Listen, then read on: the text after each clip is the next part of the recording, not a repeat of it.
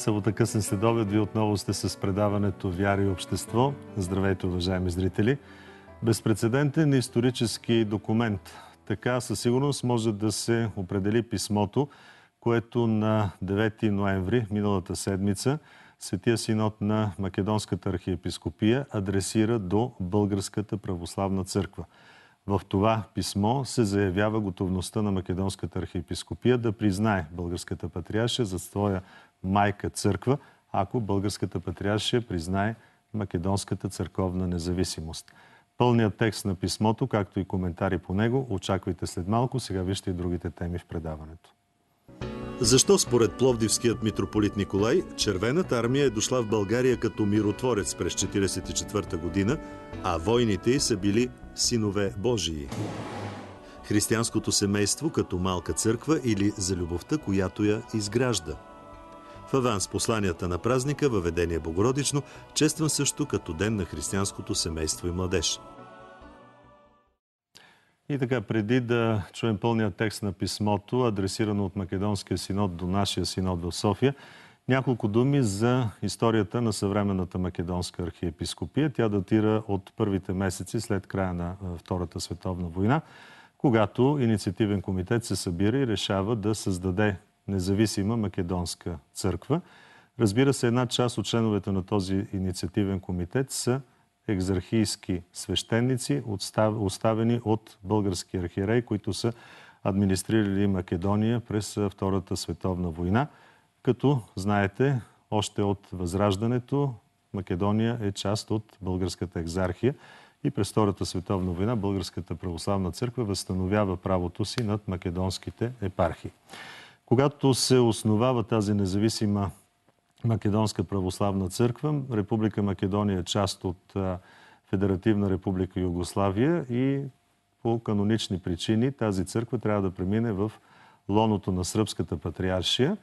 Има опити за преговори, за уеднаквяване на позициите, докато накрая през 1967 година духовенството в Македония и мирените категорично се обявяват срещу Сръбската православна църква, обявяват еднолично независимост, в резултат на което Сръбската православна църква налага схизма на тази македонска архиепископия и до ден днешен Македонската православна църква не е призната от нито една православна църква в света, включително и българската. Сегашната македонска архиепископия претендира да е обновената Охридска архиепископия, която през 1018 година император Василий II Българоубиец създава на мястото на унищожената от него българска патриаршия, като, обърнете внимание, през целия си исторически период на съществуване Охридската архиепископия е била и архиепископия на България. Точно така е била титлата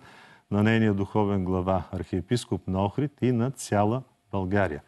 Това е историческата справка накратко. Нека сега да чуем това наистина уникално писмо, с което разполага и нашия екип и което все още не е обществено достояние. Чуйте го. Синодът на Македонската православна църква, Охридска архиепископия, единодушно реши да отправи конкретни предложения и въпроси към сестринската Българска православна църква, а именно: Българската православна църква, Българска патриаршия, вземайки под внимание единството на православната църква и реалните духовни и пастирски нужди, да възстанови евхаристийното единство с възобновената Охридска архиепископия в лицето на Македонската православна църква. Македонската православна църква, Охридска архиепископия, ще припознае и признае Българската православна църква, Българска патриаршия, като майка църква, която първа я приема и признава нейната автокефалност. Същата информира за нея и обръща внимание на проблема й пред Вселенската патриаршия и другите поместни църкви, пред тях я представлява и се застъпва за нея. С подписването на този документ от главите на двете църкви се възстановява евхаристийното единство между всички техни епископи, което ще бъде основа за безпроблемното възстановяване на евхаристийното единство и с епископите на останалите поместни православни църкви. За признаването и възстановяването на евхаристийното единство българският патриарх известява Вселенския патриарх, както и главите на другите поместни църкви.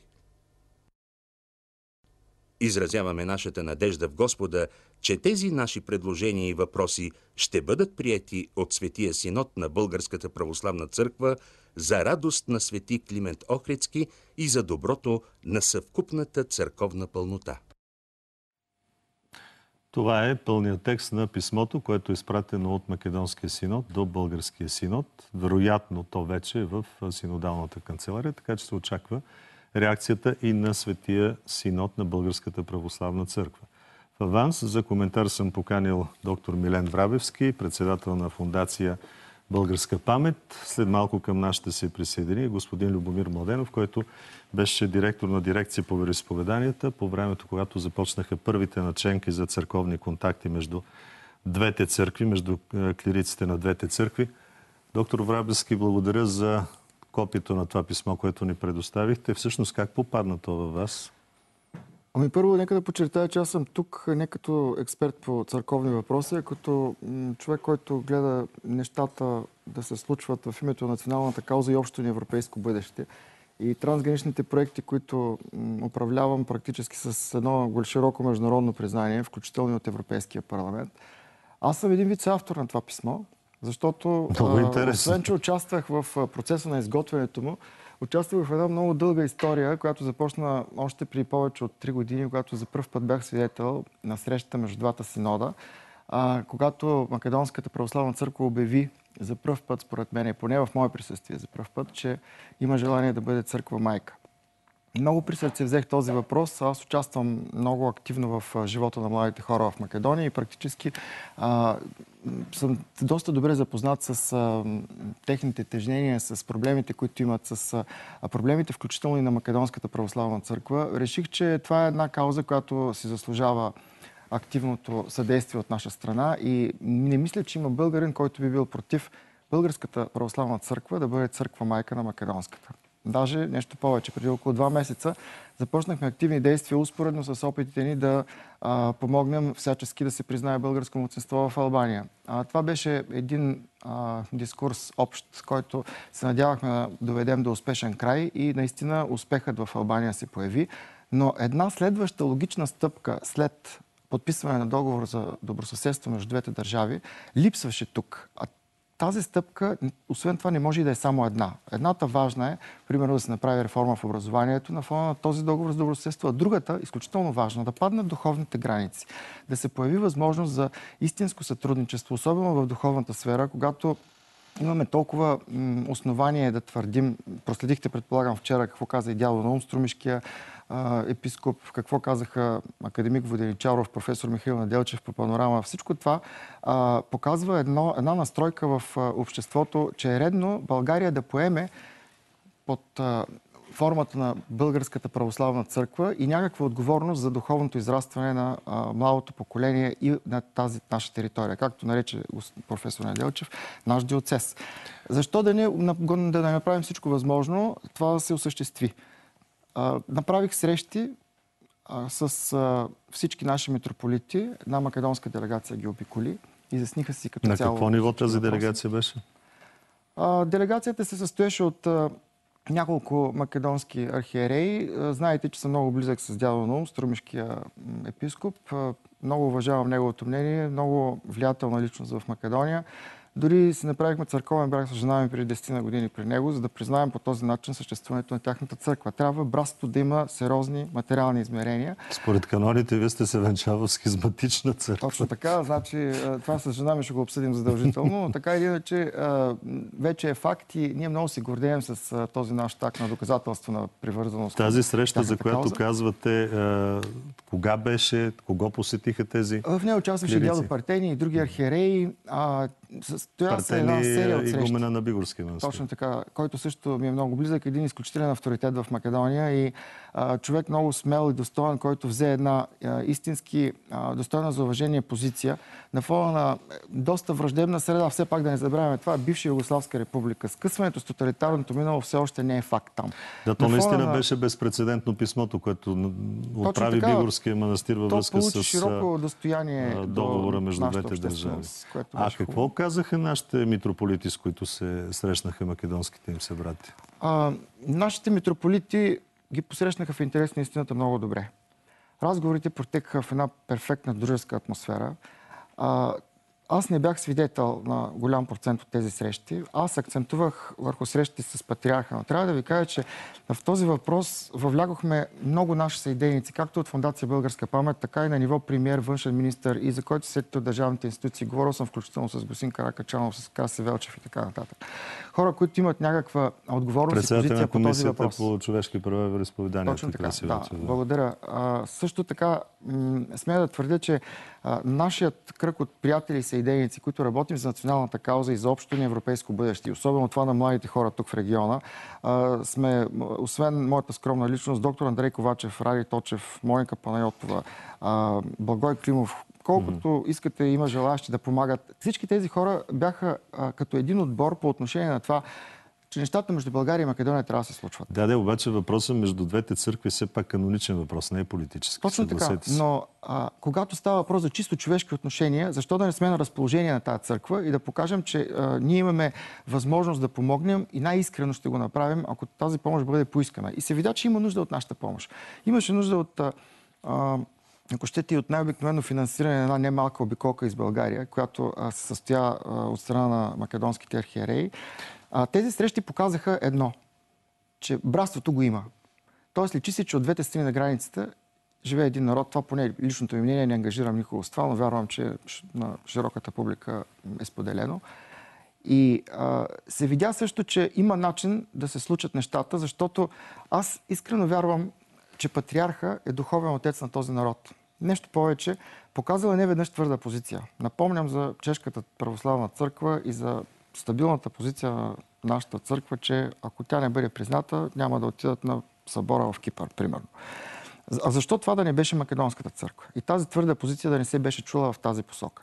Искрено вярвам в способностите на нашата българска православна църква да защити свой диоцез, макар и в момента бивш, но достатъчно пъти доказан. Какво искате да направим в момента? Да изтървем този исторически шанс, при все, че геополитически нещата се обръщат в възстановяване на истината. А човек не може да живее в страх и в лъжа. Затова е необходим Европейския съюз и европейските отношения и хора като нас да се намесят тук и да покажем отношение към това как да се случват нещата, а не как не могат да се случат. Излиза, че това писмо е резултат от тази обиколка на македонските архиереи при нашите митрополити. Да, аз видях и първата му форма, участвах в редакцията, широко обсъждане направихме, включихме и премиера, ако щете, и се видя, че всички имаме желание това да се случи. А вярно е, че македонски архиепископ е бил в София през октомври? Беше. Те бяха тук по моя покана, но и по покана на нашия Свети Синод. Очакваше се да подпишат една версия на това писмо още тогава. Октомври месец. Разбрах, че нашите архиереи са отказали. Защо? Искали се да мислят повече. Но те мислиха месец и половина преди това. Имахме общия ангажимент те да мислят и да го измислят правилно. А преди това 1-3 години, при които общо взето всички видяхме, че нищо не се случи, а беше обявено точно това като позиция от страна на Македонската православна църква. Изоставяме ги тия хора 1903 година, 13-та, 16-та, 19-та, 44-та. 19-та ги изоставяме не по наше желание, но... И 44-та не е по наше. 44-та не е по наше. 1903-та също не е по наше желание, просто нямаме възможност. Когато чакат войски, за да помогнат. Тази позиция в момента на Македонската православна църква е много смела и достойна. Тя много се доближава до историческата истина. Доближава се и до очакванията на македонското общество, за което трябва да бъдем реалисти. В края на краищата ние нямаме много съюзници в този регион. Това не означава, че не вървим към европейско бъдеще. Общо, за което има политическа воля. Трябва сега и духовния баща на нацията да се намеси на това духовно ниво, което е необходимо на всички ни, за да може да се получи следващата крачка на израстване. След този договор да се получи точно тази подкрепа нашата църква, да бъде църква майка, да поеме този свой диоцез, да им признае автокефалната Охридска архиепископия в исторически план изцяло българска и да се стигне до едно съслужение. Да има на всеки национален празник представители на двете църкви. Това е страхотна идея. Ще продължим след малко разговора. Казвате колко е важно да продължи този процес и за ролята на българския патриарх. Слава Богу, аз разполагам с достатъчно обемен видеоархив, тъй като съм имал шанса да следа тия процеси почти от самото им начало. И затова с един кратък видеоматериал, уважаеми зрители, ще ви припомним два твърде важни момента от възстановяването на, макар и все още неофициалните отношения между висши клирици на двете църкви, българската и македонската. Знамени преславно озаряят вечерню, сего ради божественную Твою память, Климент те слави. Двата народи и двете цркви немаат друг пат освен единството во Христа Исуса, што ќе го покажеме пред сите, како што и сега еве го покажуваме на овој заеднички настан на молебенот пред моштите на Свети Климент Охридски. Това са стъпки на стремежа към единство, към по-скорошно постигане на пълно и църковно, и народно единство. И няма да забравя мнението на един граничен офицер, македонец, който каза, че и граници не са нужни между нашите два братски народа.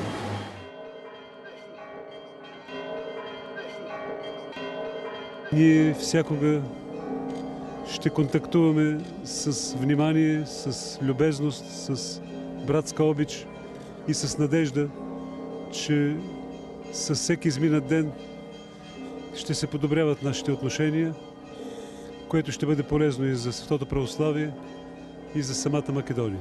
Ако некој го разбира нашево доаѓање, најдобро ќе го разбере бугарската црква и бугарскиот народ, затоа што патот што ние денес и во годините и децениите наназад го минуваме, веќе бугарската црква го поминала и бугарскиот народ, свештенство и архиереите знаат што значи да се биде надвор од се православната заедница. Имаме ли все пак тази църква за наша църква дъщеря? Така както македонците мислят по този въпрос, ние сме готови да го изслушаме, това тяхно становище, и да вземем съответното отношение, което е необходимо за наше общо благо и за напредък на двете ни църкви и двата народа. Ние не го измисливме Охрид, историјата на Охридската архиепископија. Не го измисливме християнството во Македонија и црквата во Македонија. Ние го продолживме на што нашите постари со векови го негувале, го чувале како нешто најсвето. За Охридската архиепископија нема кој не знае на балканскиве простори меѓу православните народи. Ако можеше Трновската патриаршија да се обнови како бугарска патриаршија, ако можеше Печката патриаршија да биде српска православна црква, зошто Охридската архиепископија не може да биде македонска црква? Но все пак... Која е причината? Ако го исповедаме истото православие, истата вера, што е проблемот? Љубовта е во прашање и национализмот кој владее меѓу православните народи. За жал. Все пак Охридския архиепископ, който в повечето случаи бил гръкоязичен, знаем каква титла е носил. Архиепископ на Охрид и на цяла България, нали така? Не секогаш. Не секогаш, но паството било тоа.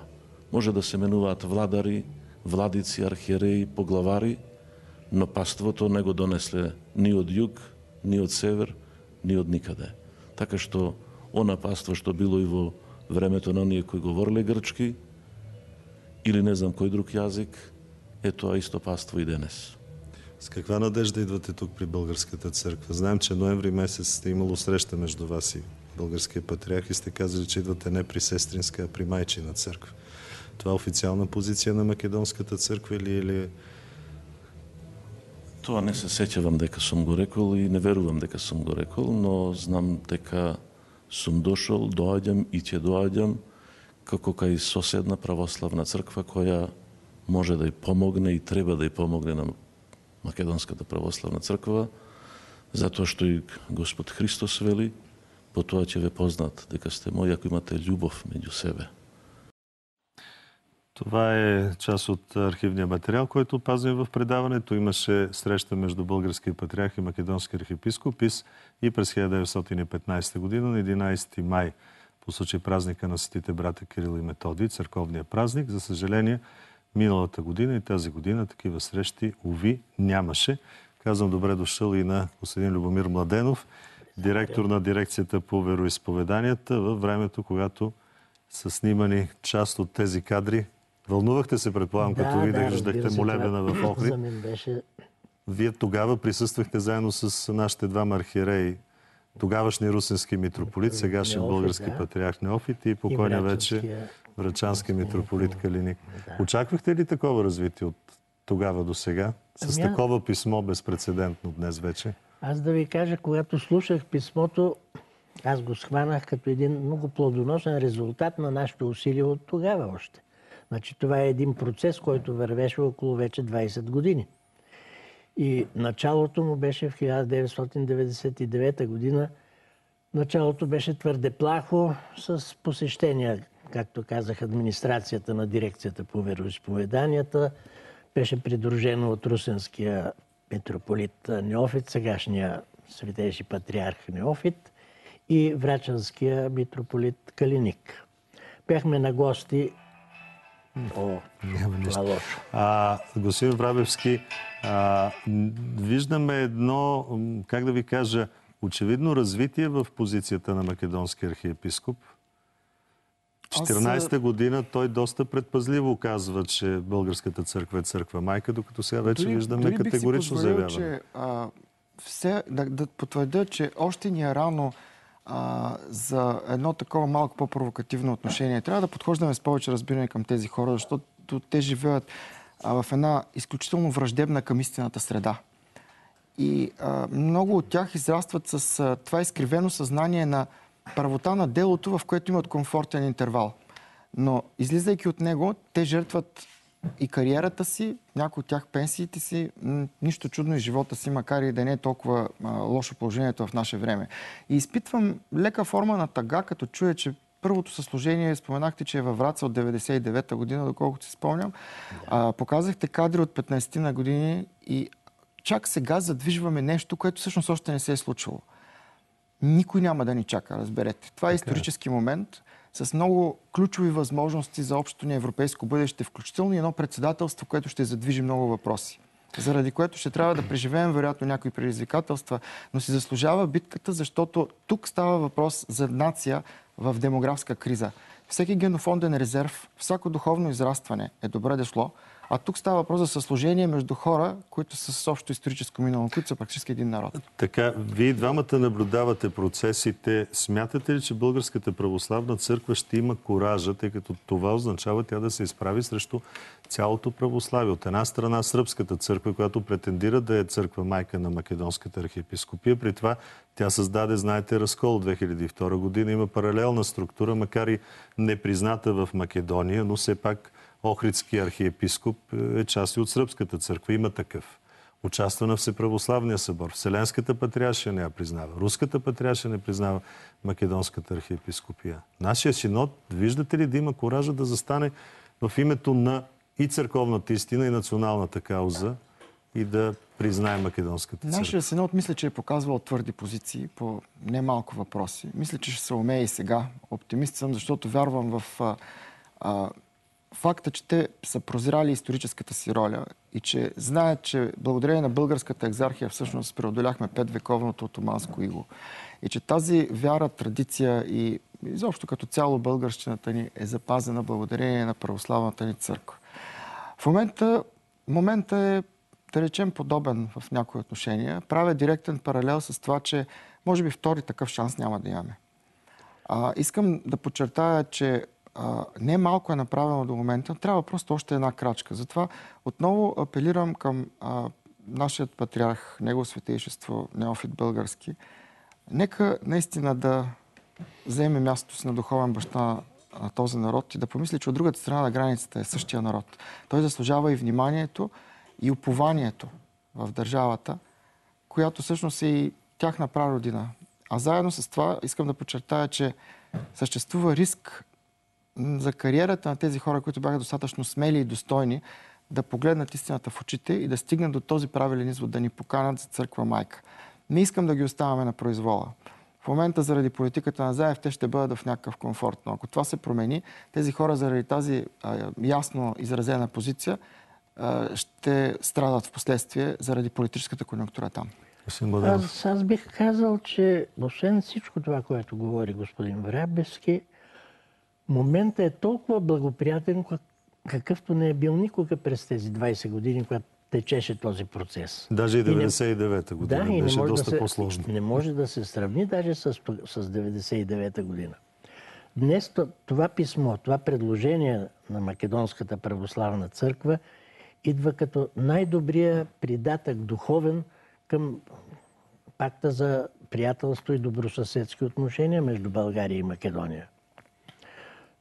Това е нещо, което съвсем като духовен договор между двете църкви може да допринесе отново за това да се смята за единна народностна общност македонците и българите. Даже ако внимателно човек чете текста, там много ясно се казва, че стремеже да се установи в харистийно общение, т.е. да имат съслужение литургийно, тъй като до сега нашите зрители също виждат кадри от двете гостувания на македонския архиепископ, но това беше само негово почетно присъствие в катедралата Свети Александър Невски по време на богослуженията за 11 май, църковния празник на светите брати Кирил и Методий, но обща литургия между двамата патриарси не е имало.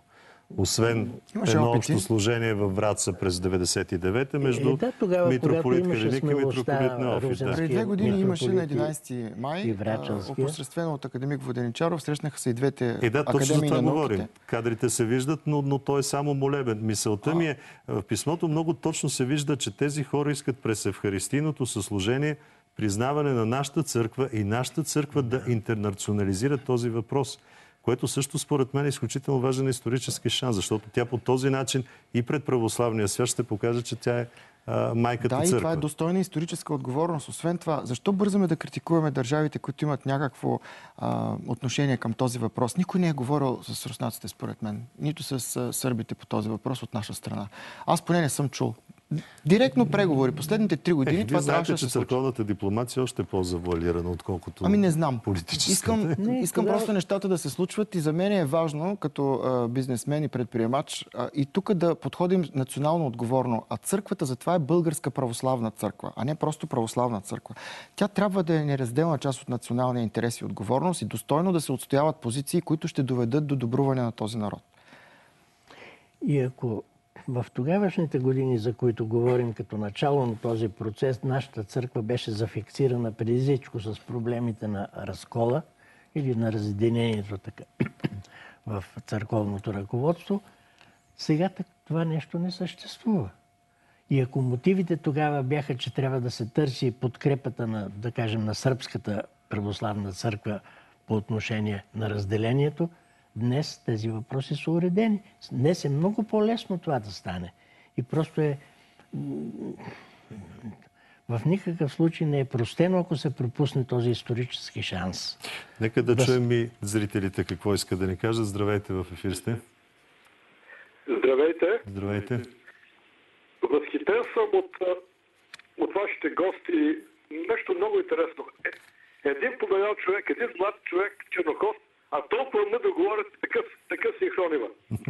Това е радостно, Не знаех, че има такъв голям прогрес от 2014 година. Писмото го чух много внимателно и няма какво повече да кажа. Доволен сте от това, което се случва? Оптимист сте? Оптимист. Благодаря ви. Само трябва да се реши на какво ниво. Дали ако трябва и църковна народен събор да се свика. Да, това е интересно за църковен събор. Следващ зрител, заповядайте. Здравейте. Здравейте. Вашето име?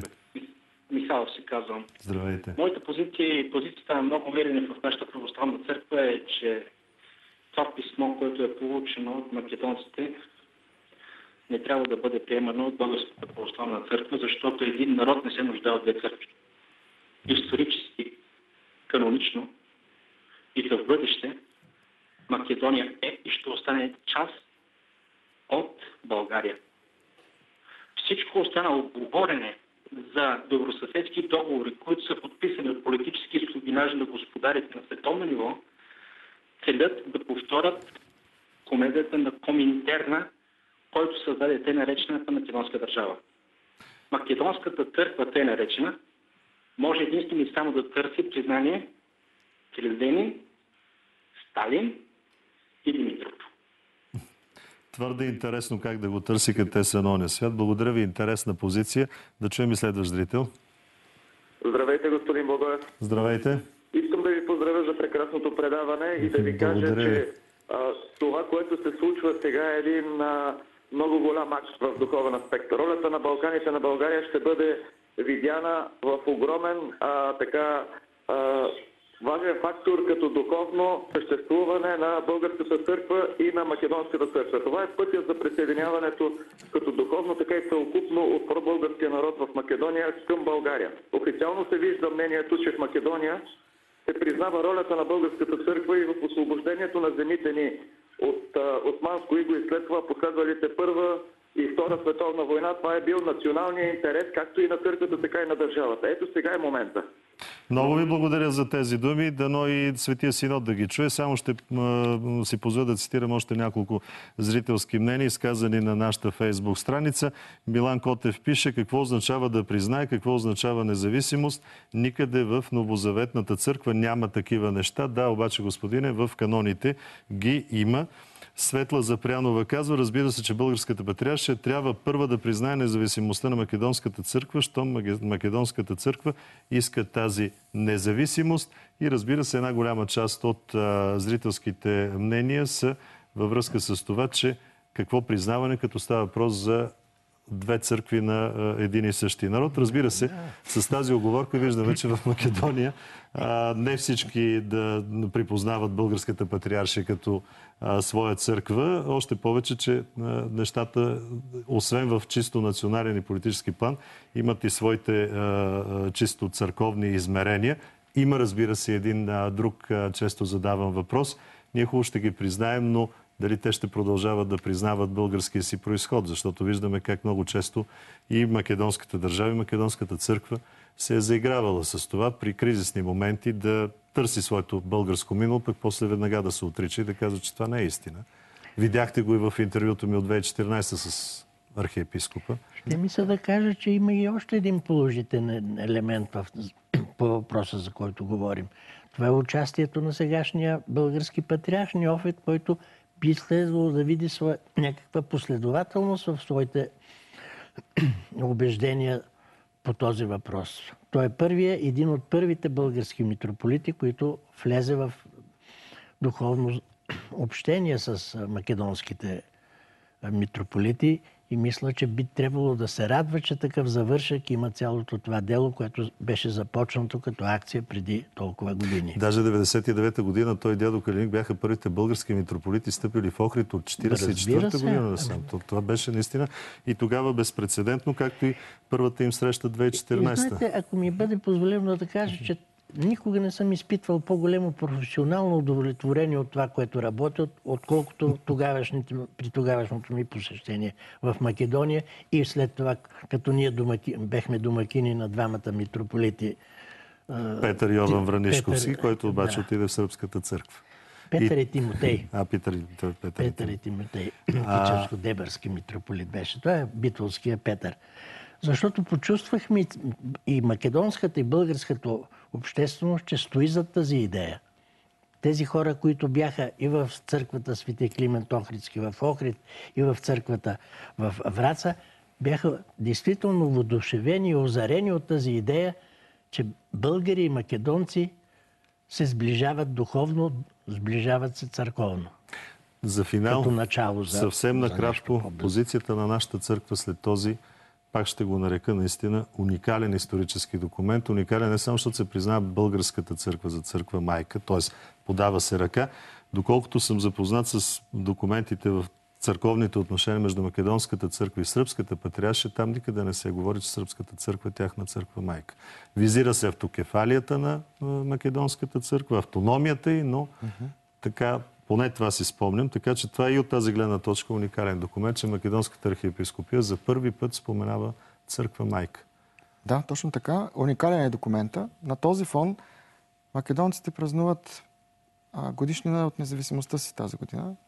Църковната си независимост. Църковната си независимост. И аз реших, че моята организация е изключително подходяща да поеме ролята на някакъв вид посредник в целия този процес, който се движеше твърде бавно, за да не кажа, че не се движеше въобще. И видях, че инвестиции в икономика на знанието и трансгранично сътрудничество, особено с акцент върху младите хора, е нещо много красиво, както и директна инвестиция в църкви и манастири.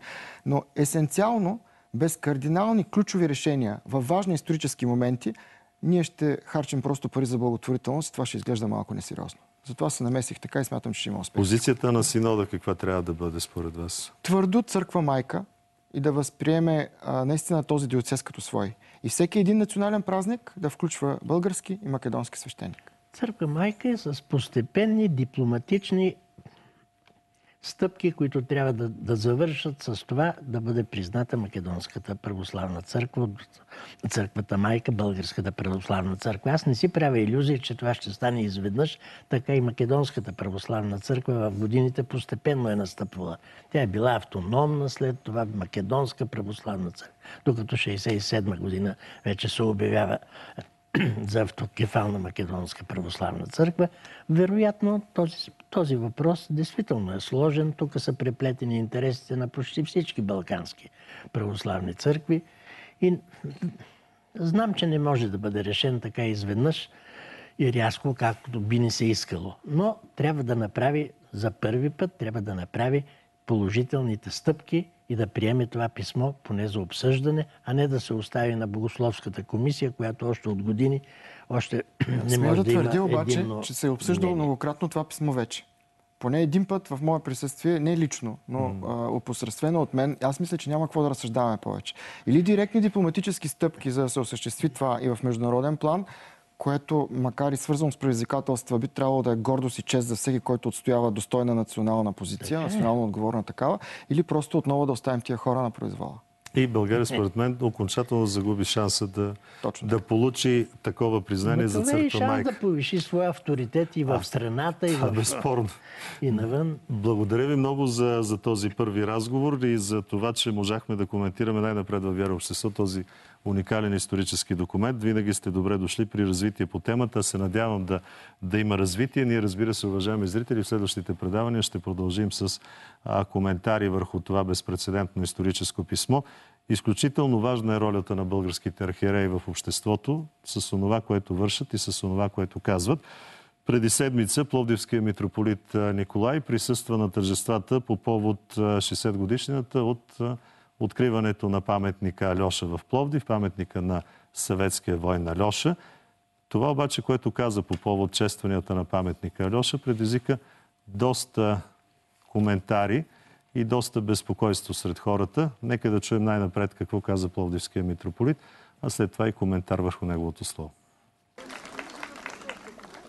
Официалната информация от сайта на Пловдивска митрополия гласи: Благословен Бог наш всегда. На 12 ноември Негово Високо Преосвещенство Пловдивският митрополит Николай отслужи панихида в памет на милионите загинали войни през Втората световна война. За упокойното последование се състоя пред паметника на Альоша на хълма на освободителите в Пловдив, с което бе дадено началото на тържественото отбелязване на 60-та годишнина от изграждането на монумента, открит на 12 ноември 1957 година. По време на вечна я памет, митрополит Николай прикади Стамян. Край на цитата. Сайтът обаче не уточнява какво или кого митрополитът е прикадил Стамян. На кадрите не се виждат обичайните за православната панихида жито, вино и хляб, които обикновено се прикадяват Стамян. Излиза, че пловдивският митрополит Николай е прикадил паметникът на съветския войн Альоша. След това, продължава официалният сайт на Пловдивска митрополия, Негово Високо Преосвещенство, Пловдивският митрополит Николай, бе удостоен с орден за дух и непреклонност, първа степен, заради неговата позиция в защита на паметника на Альоша, категорично изразена по времето, когато се настояваше за демонтирането му. Отличието, както информира сайтът, е връчено от Фондация Бъдеще за децата по света. След получаването на ордена, митрополитът произнася слово, в което казва, цитирам: Преди време действително се изказах в защита на паметника на руските войни в Пловдив, известният Альоша. Определени кръгове настояваха този паметник да бъде разрушен, а аз казах, че да се поругава или разрушава паметник на покойници е грях и се оказах в групата на тези, които съветваха той да не бъде пипан. Разбирам защо има противоречиви оценки, но в крайна сметка исторически факт е, че войните от народите, включени в състава на тогавашния Съветски съюз, са пристигнали в България през месец септември 1944 година тук като миротворци, както впрочем са влезли като миротворци и във Варшава, Будапеща, Виена, Прага и накрая и в Берлин. Те не са нападали, те са се защитавали. Агресори ли са били войните от народите на тогавашния Съветски съюз или миротворци? Без съмнение, миротворци. Миротворците ще се нарекат синове Божии. Това изповядваме и в това вярваме. Защо безименният миротворец Альоша да е лош? Защо да е виновен? Нима трябва да го презираме или подценяваме и обезценяваме заради това, че е дошъл от изток, а не от запад. В западните страни има паметници на загиналите американски миротворци, в източните на руските и други миротворци. Руските, украински, грузински, казахски и други миротворци от изтока не са виновни за политическия режим, в който са живели и който, за съжаление, и в резултат на техните усилия е бил донесен и привнесен и у нас. Не са виновни за това, че са побеждавали един антихристиянски режим, бидейки изпратени на бран от един друг антихристиянски режим. Те за себе си са вършили Божие дело – възвръщането на мира в Европа. И за това им подобава вечна е памет. За коментар съм поканил колегата от Християнство и култура Тони Николов. Здравейте! Как ви се струва това слово? Митрополитско слово, верно казано не на паметника, но по повод паметника. Което е, да кажем, го има на сайта на Пловдивската митрополия. Доста въпроси повдига то за мене, тъй като става въпрос за исторически оценки. Сега от една страна ние разбираме, аз си мислех за това, че от християнина има големи изисквания. Той трябва да се моли и за враговете си. Митрополита може да се моли, разбира се, за всички. Той е длъжен да се моли за всички хора по света, разбира се, за всички християни. Тук обаче проблемна за мен е историческата интерпретация. Даже ще започна отзад напред. Този войн не е агресор, казва той. Защото тези войни влизат като бироносци в цялата територията на Европа и са изброени редица столици. Дадено да започнем първо с българската територия, защото знаем на 5 септември 1944 година, че ръководството на армията, към която са се числели тези войни, обявява война на България, която по време на цялата Втора световна война не обявява война на Съветския съюз. Точно така. И това исторически факти го има в учебниците. Но мен ми се иска, ако позволите мъничко с две изречения да се върна малко напред. Сега за начало на Втората световна война, да не ходим чак до първата, на Втората световна война е прието да се смята 1 септември 1939 година. Хитлер напада Полша. Тоест нацистска Германия напада Полша. По това време, трябва да кажем, че двата лидера, и Хитлер и Сталин, т.е. нацистска Германия и Съветски съюз, са съюзници. Това е пакта Молотов-Рибентроп. 2 седмици по-късно Съветски съюз напада Полша. И от Полша нищо не остава. Нищо не остава, защото е нападната от две страни. Миротворци или агресори са тези войни тогава. Малко по-късно, през ноември, Съветския съюз, Хитлер продължава своите действия, напада Финландия. Миротворци или агресори са съветските войни. Нещо повече, в началото на 40-та година Съветския съюз е изключен от Лигата на нациите. Да кажем този факт, това е тогавашното ООН, като агресор, страна агресор. От Лигата на нации са изключени нацистска Германия, фашистска Италия и Съветския съюз. 3 страни агресори. Сега виждам обаче как историята се променя. По-късно едното зло, защото нека да кажем нацизма е зло, по някакъв начин трябва да бъде равносено с друго зло. Не е лесна задачата на западните демокрации, но в политиката и хомеопатията, взимането на малки дози на отрова не винаги помага, както виждам. Резултатът е такъв, какъвто е. Половина Европа попадна под бутуша на един антихристиянски режим, освен тоталитарен антихристиянски режим.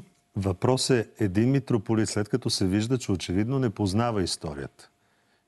Трябва ли да си позволи да интерпретира по този начин? Аз дори си мисля дали става въпрос само за непознаване на историята, защото вижте, днешна Русия има същия проблем с интерпретирането на своята история. Знаем, че много често, и Руската православна църква има този проблем, много често оценки дадени от наши иерарси и от русофилски кръгове в България повтарят оценки дадени в това, което имаме в руското общество.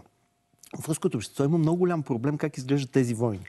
Аз в случая се сещам, като си мисля основно за Алеша, аз се сещам за един воин, който е арестуван в тогавашна Германия, в Прусия, един капитан от съветската армия, той се казва Александър Солженицин.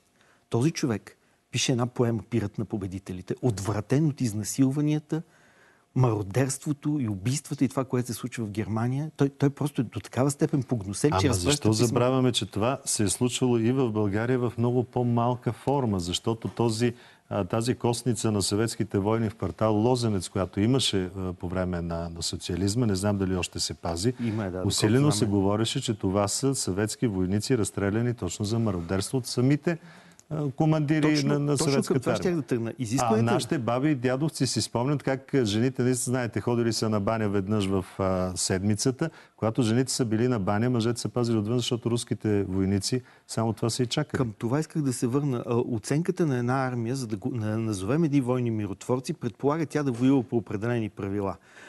Че това изискване формулирано още от светите отци. Сещам се за Блажения Августин, който обяснява кога една война е справедлива. Тя е справедлива, когато ти се отбраняваш, едно, а ние видяхме, че е доста проблемно началото на тази война. Второ, ти никога не превишаваш насилието, ти никога не се възползваш и не извършваш престъпления по време на тази война. Това, което вие казвате, то съществува. За съжаление, ние все още нямаме отворени съветските военни архиви. Една книга на един английски историк, Антони Бивър, породи такъв шум, когато той заяви, че изнасилванията, които извършва съветската армия, че от пръпчищата на Атила Европа не помни такова нещо, защото става въпрос почти от деца до 80 годишни старици. Не говорим за мародерството, за влаковете, за всичко друго. Историята е ясно. Въпрос е индикация за какво е подобно слово на един български митрополит. Това е за мен също голямото питане и разбирам, че има много голям смут в българското общество. То е индикация за опит да се пренапише историята по-своему, да се променят акцентите. Вие самия споменахте тези неща. Ние имаме проблем с нашия исторически разказ. Много често тази част, както виждате, е затлачена, забравена. Ние почти не говорим за съветската окупация на България. Един факт, който съществува от 1944 до 1946 до мирния договор. Не говорим за сумата, която е изплатена. Други забравени данни. И съвременни историци, да цитирам доктор Веселин Ангелов, Даниел Вачков, говорят за 60 милиарда лева. Между другото, 2/3 от националния ни доход. Но работа ли на един митрополит да го говори това нещо? Не знам, аз също съм изненадан защо. Може би в присъствието на руски гости, защото имаше едни изречения. Аз разбирам защо има и други оценки. Нали, някаква свръхдипломатично, ще каже някой от една страна. От друга страна, това е опит да се харесаме на другата страна. Нали, взимане на една награда. Даже тя самата награда е странна. Той обяснява, че взима не заради друго, защото един митрополит не бива да вземе светска награда. Той казва, един митрополит, аз мисля, че не бива да взима светска награда. Взимаме само заради позицията си по запазването на този паметник. Тоест, той има тази позиция и с тезата искала да се чуе, че от изток, не само от запад идва доброто, от изток идва доброто. Въпросът е от кой изток? Изтокът, както ако цитираме големия руски религиозен философ, християнски мислител Владимир Соловьов, изтока на Ксеркс или изтока на Христа? Аз мисля, че ние говорим по-скоро за изтока на Ксеркс в момента, а не за изтока на Христа. Още повече ние преди малко така обстойно намесихме темата църква и национална идентичност и национална кауза. Направих си труда след това слово на пловдивския митрополит Николай да потърся дали има някакви следи в интернет, тъй като нормално е човек, не може да следи всичко. Няма една дума казана от него по повод героите от Балканската война, които освобождават Родопите от османска власт и благодарение на този героизъм и Пловдивска епархия се разширява и стига до Родопите. В днешните си размери, да. Така, този човек няма информация да е отишъл да се изкачил на Родопската шипка край полковник Серафимово селото, връх Средногорец, където се води наистина епично сражение. Пред паметника на полковник Серафимов в Смолян не сме го видели да отслужи даже панихида. И не на последно място, освен за паметта на падналите войни, ние виждаме дори размера на паметника, който ние сме сложили на лъва в момента пред НДК и сравнен с паметника на съветската армия. Има нещо, което е много смущаващо. Тук е мястото обаче, според мен беше място да се каже, че установяването на един антихристиянски режим в България става в сянката на този войн. Ние трябва на такова място да споменем за избитите свещеници, за униженията на църквата, за това, че тя е поставена на колене. И дори неговият предшественик, бъдещият патриарх български Кирил, който е арестуван на 12 септември, влачен, унижаван, За малко не е убит. Бит е в затвора и е принуден да пише отречението си от Пловдивската катедра. Всичко това става все пак в тези дни, в сянката на този войн. И големият спор, затова се върна към големия дебат в Русия. Едва ли не опит сега да се християнизира съветската или червената армия, да се твърди, че Сталин едва ли не е действал като християнин, защото, видите ли, бил семинарист, да се слага Сталин на ликовена икона заедно с преподобната Матрона Московска, да се разказват някакви небивалици, че той летял в обсадата на Москва със самолет и кръстил оттам престолнината си и такива неща. За съжаление, това е тенденция в Руската православна църква, с която тя се бори. Тя не е официална която очевидно тенденция, се възприема от нашата църква. но която почва да прониква, аз се боя в разказа и в България. И това е нещо. Ако ние ще въведем скоро иконите на Сталин, нали, в нашите църкви, аз се съмнявам, че ще ги въведем, обаче факта, че този митрополит е член на Светия Синод, който дума не обелва за канонизация на избитите от същия този безбожен режим. За какво говорим? Възхваляваме съветската армия, но жертвите, които българската църква, оставете българското общество, българската църква, избитите свещеници, монаси, архимандрити, дава.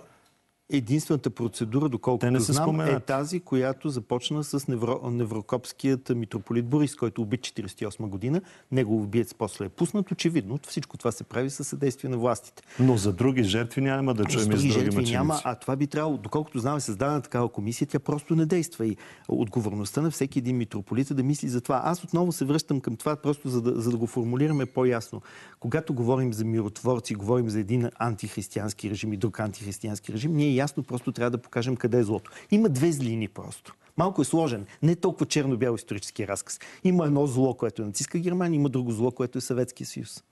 И не трябва да подменяме ценностите, злото да наричаме добро. Да, защото когато наречем злото добро, това вече е антихристиянско. Християнин трябва да казва истината. Той не случайно и един известен наш професор казва, че всъщност антихриста много често се явява вместо Христос, т.е. говори лъстивите думи, които хората ще си помислят, че идват от Бога, а всъщност не идват. И да забравим за цялото безбожничество, на което е символ Съветски съюз, на петилетките на другаря Сталин, на активното безбожничество, 5 милиона млади хора, които вършат кощунства, неща, които ние в България просто не си представят. Не просто само се разрушават църква. Наистина това е феномен, който първо трябва да бъде осмислен и изследван. И най-вече, когато българските митрополити започват да говорят по теми, по които не са компетентни, да бъдат много внимателни и прецизни. Благодаря ви за този коментар. А ние, уважаеми зрители, завършваме с поглед към един предстоящ голям празник. Празникът Въведение на Пресвета Богородица, който се празнува винаги на 21 ноември. Тогава православната ни църква възпоменава довеждането на 3-годишната Мария, малката Мария, от нейните родители, праведните боговотци Йоаким и Анна в Иерусалимския храм. Въвеждат я, за да получи Мария познание в дълбините на вярата. И както разказва свещеното предание, малката Мария сама изкачила стръмните стъпала на храма. Послание към всеки един вярващ, че трябва да се изкачва по стълбите на вярата и да върви уверено към Бога. В аванс за този предстоящ празник едно кратко слово за Въведение Богородично. В християнството семейството се сравнява с църквата в умален мащаб. Любовта на Бога към членовете на църквата е както любовта между съпрузите, а съпружеството апостол Павел нарича велика тайна.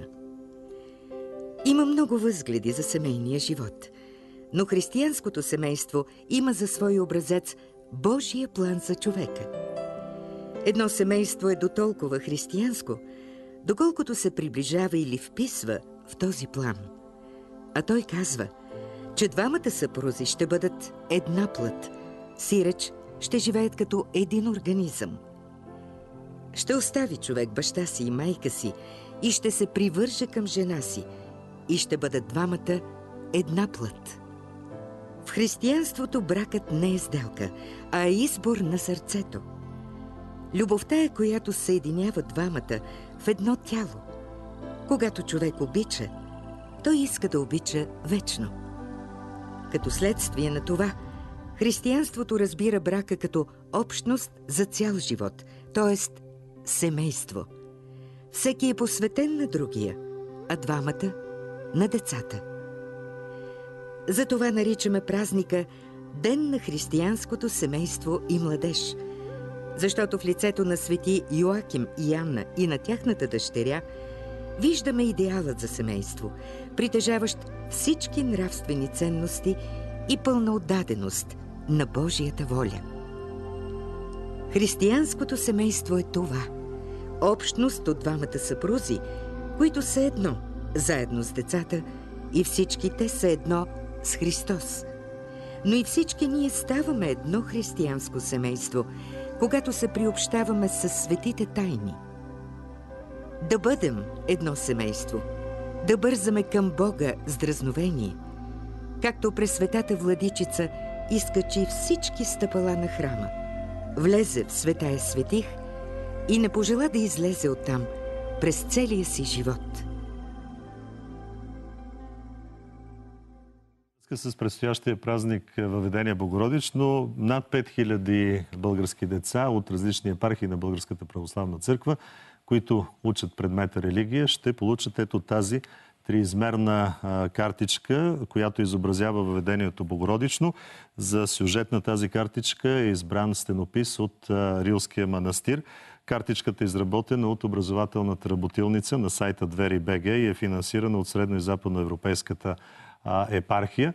Докато мълчуганите изрязват картичката и я отцветяват, те ще могат да се запознаят с историята на празника, както и да отговорят на няколко въпроса, свързани с християнските добродетели, а след като моделират картичката, могат ето така да изкачат малката Мария по стълбите на добродетелите към храма, така както всеки човек трябва да се изкачва по стълбицата на добродетелите и да стига до Христос и до църквата, до вярата Христова.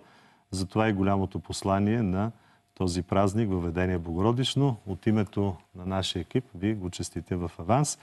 Аз ви казвам довиждане до идната събота, когато ще се видим отново, както обикновено, в 5 следобед на 25 ноември, денят на Свети Климент Охридски. До тогава, уважаеми зрители.